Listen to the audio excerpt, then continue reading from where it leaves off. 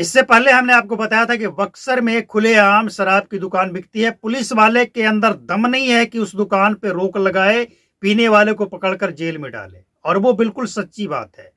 वैसे ही बेगूसराय से एक मामला सामने आया है। सीता देवी नाम की एक महिला शराब बेचती है, लेकिन हैरान करने वाली बात यह है कि वो शराब बहुत सस्ता। अब कॉमन सेंस की बात है कि अच्छी चीज क्या सस्ता हो सकता है, या सस्ती चीज क्या अच्छा हो सकता है? ये कॉमन सेंस की बात है।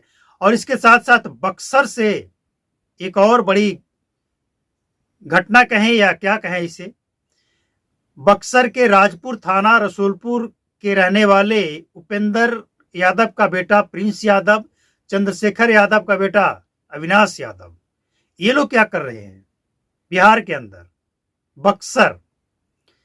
तो सब कुछ खुलासा होगा, और आप यकीन मानिए आपको ये जानकारी होना चाहिए कि बिहार में क्या चल रहा है। अगर आप ये जानकारी नहीं रखेंगे तो आप इसके शिकार हो जाएंगे। पिछले काफी दिनों से बिहार में इक्का दुक्का मामला छोड़कर कोई बड़ा शराब कांड नहीं हुआ है, यानी जहरीली शराब से लोगों की मौत नहीं हुई, जो एक बहुत अच्छी खबर है। और ये खबर अच्छी खबर इसलिए है कि लोग सोशल मीडिया के माध्यम से जागरूक हुए हैं कि जहरीली नकली शराब कैसे बेचा जा रहा है, कहां बेचा जा रहा है, इससे कैसे बचा जा सकता है। बेगूसराय की ये जो घटना है, सीता देवी नाम की एक महिला पकड़ी गई। हालांकि और भी कई लोग थे जो फरार होने में सफल हो गए हैं, लेकिन उनकी तलाश जारी है। लेकिन ये सीता देवी करती क्या थी, ये समझना बहुत जरूरी है। अब समझिए कि कोई शराब जहां पे बिकता है, वैध है, लाइसेंस के साथ बिकता है, चाहे वो किसी भी राज्य की बात कर ले आप, और वहां पे उसकी फैक्ट्री है, तो फैक्ट्री से जब शराब निकलता है तो उस पर जीएसटी वगैरह लागू होने के बाद जो प्राइस है वो बाहर निकलने के बाद थोड़ा उस पे उसका दाम, उसका प्राइस में इजाफा होता है, बढ़ोतरी होता है। लेकिन अगर शराबबंदी वाले बिहार में वो शराब आए तो फिर उस शराब की कीमत अगर 500 रुपये है जहां वैध है वहां, तो बिहार में आते आते उसकी कीमत 1000 से 1500 रुपये हो जाता है। और इसलिए हो जाता है क्योंकि जो शराब बिहार में पकड़ी जाती है पुलिस के द्वारा, उसका कीमत भी अगले खेप में बेचने वाले, खरीदने वाले से, बिहार के अंदर खरीदने वाले से वसूल करते हैं। क्योंकि जो उन्होंने गवाया है वो अपना खेत बेचकर नहीं, वो उसी से वसूल करेंगे जहां पे वो गवाया है। मतलब यह साफ है भैया कि शराब बेचने वाले, अगर उनकी शराब की खेप पकड़ी गई है तो वो उसकी भरपाई के लिए अगला खेप में उसको ऐड करके वसूल करने वाले हैं। तो सीता देवी क्या कर रही थी कि जो ब्रांड की शराब, मान लिया जाए उत्तर प्रदेश से अगर बिहार आता है और उत्तर प्रदेश में 500 रुपये प्राइस है, तो 550 रुपये में वो बिहार में कैसे दे सकती है? संभव ही नहीं है। ऐसा आज तक 9 वर्षों में हुआ ही नहीं है। तो ये सीता देवी कैसे दे सकती है? लेकिन यही चल रहा था। मतलब साफ है कि लेवल ओरिजिनल, बोतल, बार कोड, सब कुछ लगा हुआ है, और उसके अंदर जो शराब है वो नकली है। किसी को पता ही नहीं है।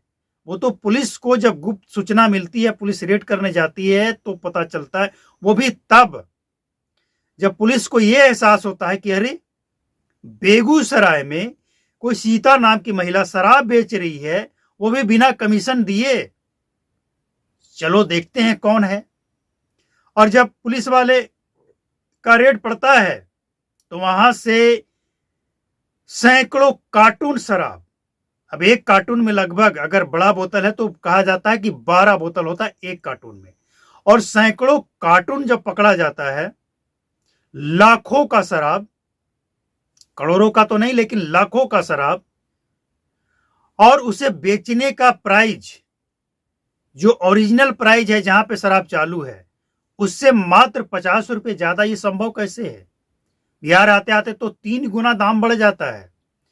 तो जब उस शराब की जांच हुई तो पता चला कि सब कुछ ओरिजिनल है लेकिन शराब नकली है। तो बिहार में ये खेल भी चल रहा है।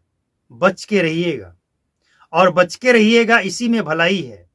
क्योंकि पिछले कुछ महीनों से बिहार में एका दुका मामला छोड़कर कोई बड़ा हादसा नहीं हुआ है। ये एक अच्छी खबर है। अब ये बक्सर की अगर बात करें प्रिंस यादव और अविनाश यादव, ये लोग क्या करते थे, उत्तर प्रदेश से बिहार में इनका काम था शराब की एंट्री करवाना। पकड़े गए, सारा मामला सामने आया। हालांकि ये नकली का मामला तो नहीं है, लेकिन पुलिस की आंखों में धूल झोंक रहे थे। अब पुलिस की आंखों में जब धूल झोंक रहे थे तो पुलिस को लगा कि ऐसा कैसे, हम इतने मुस्तैदी से हैं, इतने सारे एफआईआर, इतने सारे लोगों को जेल भेजा, और ये कौन है जो शराब बेच रहा है बिहार में, बक्सर में। तो ये बक्सर हो, बेगूसराय हो, शराब की बिक्री धड़ल्ले से हो रही है। पुलिस प्रशासन सबको पता है, ऐसा नहीं कि पता नहीं है, लेकिन कुछ नए तस्कर जो आते हैं वो पुलिस वाले को परेशान करते हैं। पुलिस वाले परेशान करते हैं शराब तस्करों को, जिसके बारे में पता है कमीशन लेने के लिए पीने वाले को पकड़कर जेल भेजते हैं। लेकिन जो नए लोग हैं, नए तस्कर, शराब बंदी वाले बिहार में नया रोजगार तलाशने आते हैं, वो लोगों से पुलिस वाले भी परेशान होते हैं, खासकर तब जब मामला प्रिंस यादव, अविनाश यादव और सीता देवी के जैसा मामला हो। अब सवाल ये उठता है कि बिहार सरकार को 9 वर्षों बाद भी अगर इस तरह की तस्वीरें, इस तरह की खबर देखने को मिल रहा है, तो क्या बिहार सरकार को कोई ऐसा फैसला, कोई ऐसी समीक्षा नहीं करनी चाहिए जिससे बिहार की जनता का भला हो? और कितना वक्त चाहिए? 9 वर्ष पर्याप्त है। बिहार सरकार, खासकर उत्पाद विभाग, रत्नेश सादा, जो एक खुद दलित हैं, वो दलित का दर्द नहीं समझते हैं। सीता देवी कोई अच्छे घर की महिला नहीं है, मतलब ना तो वो बड़े घर की है और न ही ऊंची जात की है। तो शराब तस्करी करने में जो गरीब लोग हैं उनकी क्या मजबूरी है? क्या उन लोगों को कोई दूसरा रोजगार बिहार सरकार नहीं दे सकती है? मतलब शराबबंदी को सफल बनाना है, अवैध शराब नहीं बेचे बिहार में, तो इसके लिए जो शराब केस में पकड़े जा रहे हैं तस्करी के रूप में, तस्करी करने वाले, उनको इस रास्ते से हटाकर, शराब की तस्करी से हटाकर कोई अच्छा व्यवसाय कराया जा सकता है। बिहार सरकार ये मत सोचे कि हमने पकड़ लिया तो अब ये बंद हो जाएगा। अरे वो जेल से निकलने के बाद उसको और बड़े पैमाने पे करता है।